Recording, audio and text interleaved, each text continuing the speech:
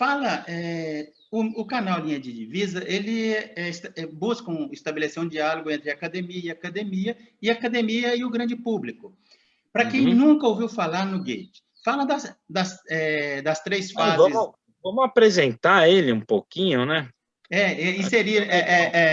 Inserir no tempo e no espaço, né? Claro. Bom, aí eu posso falhar nas datas, porque às vezes a gente comete erros, mas Goethe nasceu em 1749, morre em 1832, tá? Isso eu decorei porque isso passou a fazer parte da minha fezinha na Mega Sena, entendeu? Peraí, você colocou os números? Você joga nos números? É uma maneira de fazer sempre o mesmo jogo, né? 18, 32, 49, 17. Ele viveu quase 80 anos. 83, né? Um Sim. período onde a longevidade, ele sobreviveu a muita gente, né?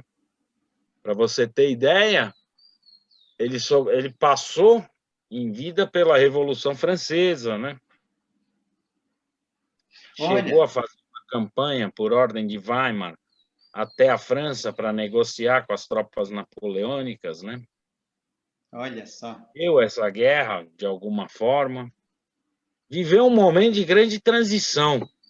O século XVIII, né? A gente, inclusive, tem a era das revoluções, mas não é só isso. O pensamento muda muito em relação ao século antecedente, né? Ao XVII, o racionalismo começa a ser atacado, vem o que a gente chama de iluminismo, né? Então, o Goethe é uma figura interessante por ter passado por diversos ciclos, né? O mundo filosófico, artístico, inclusive, né? Que viu o Goethe jovem é muito diverso do que ele viu na velhice, né? Mudou muita coisa. Você não tinha um romantismo. Inclusive, é de um movimento do qual o Goethe e um outro autor, o Herder, que é um filósofo, né?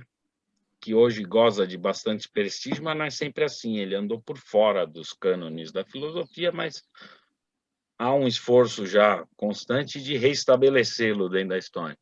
Então, esse primeiro movimento, né? O Sturm und Drang, ali nos anos 70 do século XVIII, muita gente coloca ele como um movimento pré-romântico, né? Ainda não havia o romantismo, mas aquela tendência à subjetividade, né? Já aparecia ali. E talvez o grande monumento aos sofrimentos do jovem Werther, o livro, o primeiro romance do Goethe, né? Que foi feito em 75, a edição definitiva, se eu não me engano, né? Então, quem era o Goethe aí?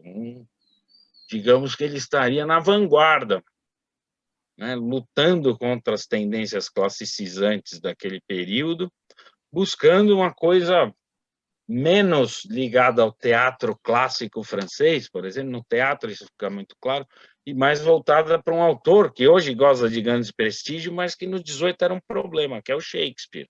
Mas você não acha que ele passou pano no Deus de Spinoza? Ah, eu não sei, eu tenho dificuldade. Eu acho que o Deus dele é mais leibniziano, viu? Da Teodiceia. E o diabo também. Você acha que ele transita aí, então, né, assim, na tentativa de justificar a bondade e justiça de Deus? Sim, tem essa tentativa.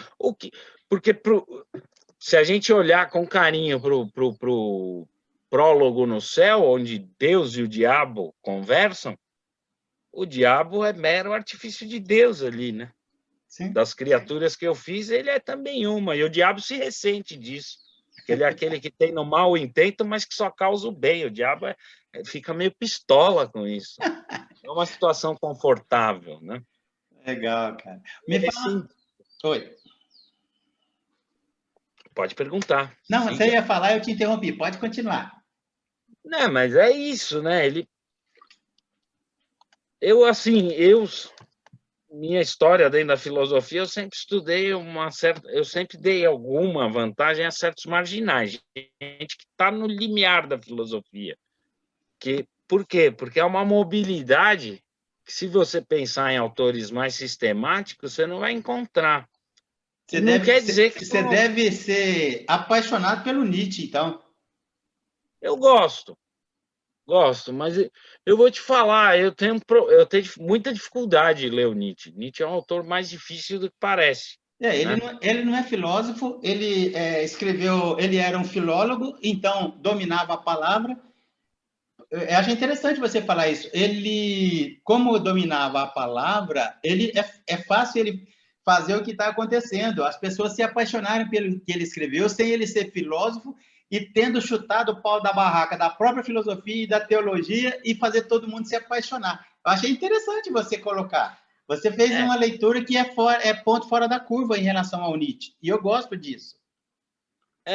Eu não conheço tão bem Nietzsche. Eu tenho amigos que consideram Nietzsche um grande filósofo. Então, eu não vou entrar nessa. Eu colocaria também. Tem muita coisa ali. Mas Legal. eu não me atrevo. Aí depois me sugira. Eu não sou mineiro, mas eu chego quietinho nas coisas também. Perfeito. Depois você me indica alguns amigos aí. Eu estou com uma playlist sobre o Nietzsche. Eu quero ouvir todo mundo sobre o Nietzsche. Eu apresento. Tem alguns colegas bem... Legal. Mas vamos voltar aqui para a espinha dorsal aí da sua dissertação de mestrado. Eu queria saber sobre a influência do Renascimento no pensamento do Goethe. Vamos lá, né? Ele chega... aí que é engraçado. Ele louva os pintores e tem um texto sobre a Santa Ceia do Leonardo. É um grande defensor de Rafael, mas tem uma coisa que é peculiar. Se alguém for pegar, e agora tem uma tradução pela Unesp do Viagem à Itália, né? Que está inteira, que a que tinha antes não era. Aqui, quando eu fiz a dissertação, não havia essa. Mas ele passa direto por Florença.